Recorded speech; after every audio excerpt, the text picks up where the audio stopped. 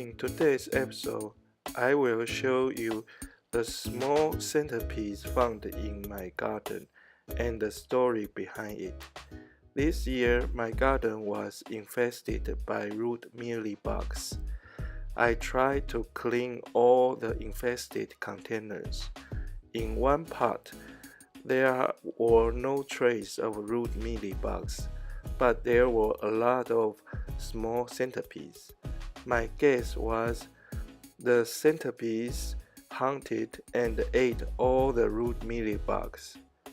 Some species of centipedes feed on springtails.